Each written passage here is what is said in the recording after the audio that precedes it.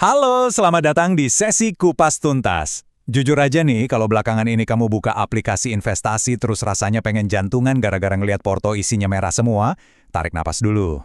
Tenang. Hari ini, kita bakal ubah rasa panik itu jadi strategi value investing yang benar-benar bisa langsung kamu eksekusi. Kita akan bedah habis-habisan apa yang sebenarnya lagi terjadi di market kita.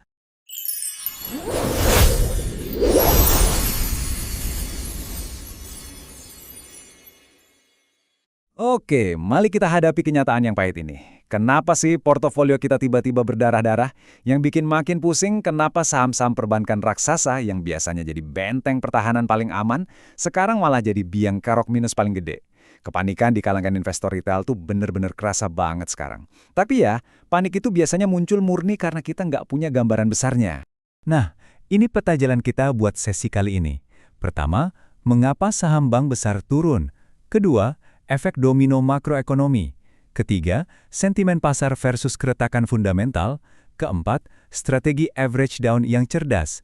Kelima, menghitung nilai intrinsik sederhana. Dan terakhir, peluang emas dividen. Kita mulai dari bagian pertama, mengapa saham bank besar turun? Coba kita mundur dikit buat ngeliat kronologinya. Masih inget dong di awal 2024 kemarin, hampir semua saham bank raksasa kita lagi pesta pora nyentuh all-time high. Tapi masuk ke awal 2025, ceritanya langsung puter balik. Di dalam negeri kita kena deflasi dan penyaluran kredit mulai melambat. Terus, nah ini nih pukulan telaknya. Di bulan Mei, penyesuaian indeks MSCI yang super krusial ternyata malah dibekukan. MSCI ini kan butuh waktu buat ngitung free float saham setelah batasannya dinaikkan. Gara-gara penundaan ini, ditambah lagi ada godaan dari pasar negara lain kayak Vietnam, uang asing langsung ditarik keluar gede-gedean dari Indonesia. Lanjut ke bagian kedua, efek domino makroekonomi. Ini dia yang secara brilian ngejelasin apa yang kita sebut sebagai spread gap. Gini logikanya. Dalam kondisi normal, selisih suku bunga antara Bank Indonesia dan The Fed di Amerika itu biasanya di atas 3%. Selisih ini tuh semacam hadiah buat investor asing karena mereka berani ambil resiko naruh uang di negara berkembang kayak kita. Tapi sekarang, selisihnya tipis banget, bahkan di bawah 1%. Coba posisikan diri kamu sebagai investor global. Ngapain ambil resiko di Indonesia kalau obligasi Amerika yang ratingnya AAA ngasih imbal hasil yang nyaris sama amannya?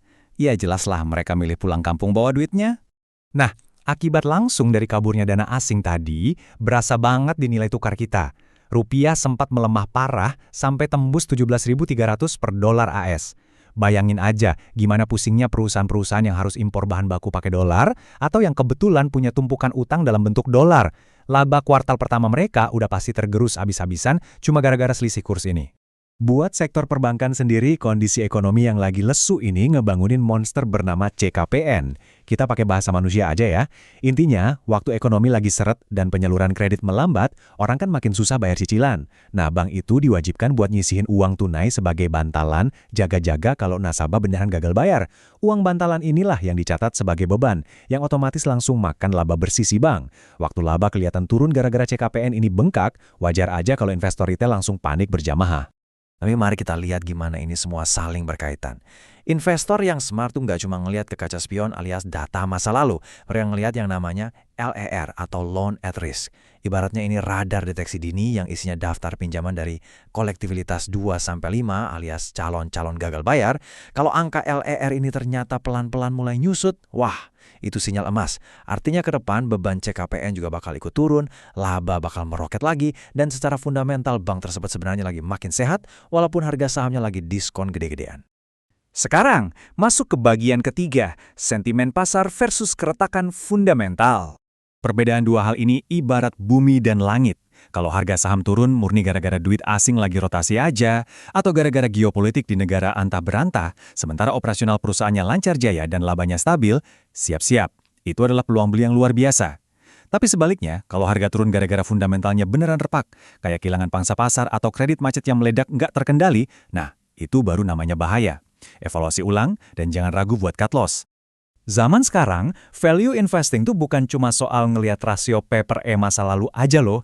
kita harus jeli ngelihat sinyal-sinyal kualitatif. Coba cek rekam jejak manajemennya. Pernah ada masalah tata kelola nggak sebelumnya? Terus lihat, mereka punya rencana ekspansi ke depan nggak? Kayak misalnya mau nambah kapasitas pabrik gitu. Dan yang paling penting, perhatiin aksi korporasi kayak buyback saham. Kalau perusahaan aja sampai mau beli sahamnya sendiri di tengah harga yang lagi anjlok, itu ibarat mereka lagi teriak ke pasar, "Hey, perusahaan kita ini lagi salah harga, kemurahan banget." Bagian keempat, strategi average down yang cerdas. Prakteknya gimana? Gini langkah disiplinnya. Tolong jangan impulsif. Tunggu dulu sampai harga saham benar-benar turun setidaknya 10% dari harga beli awal kamu sebelum mulai nambah muatan alias average down.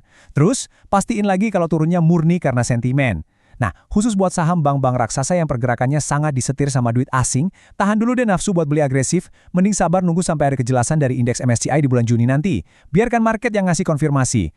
Masuk ke bagian kelima, menghitung nilai intrinsik sederhana.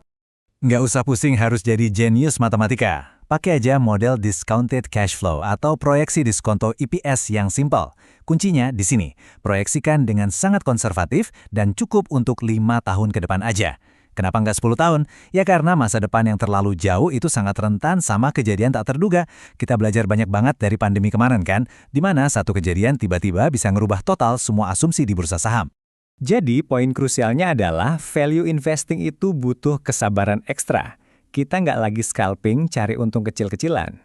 Kadang kita beneran harus sabar nunggu 1, 2, atau bahkan 3 tahun sampai harga sahamnya nyentuh nilai intrinsik yang sebenarnya. Nah, pas udah di titik itulah, kamu baru boleh eksekusi take profit. Dan bagian terakhir kita, peluang emas dividen. Angka ini benar-benar fantastis. Di tengah badai kepanikan asing, harga saham kan lagi ditekan habis-habisan. Tapi tahukah kamu, harga yang kelewat murah ini justru bikin persentase dividen yield melompat jadi sangat tinggi. Bayangin, saat ini tuh ada loh saham perbankan yang fundamentalnya solid banget, tapi bisa ngasih yield sampai 11,5%. Imbal hasil segede ini tuh beneran langka dan hampir mustahil ditemuin kalau kondisi market lagi normal. Nah, ini dia. Trik rahasia buat ngelipat gandain kekayaan kamu. Dividen yang kamu terima itu bisa 100% bebas pajak. Syaratnya gampang banget. Puterin lagi atau reinvestasikan uang dividen itu di pasar modal selama 3 tahun.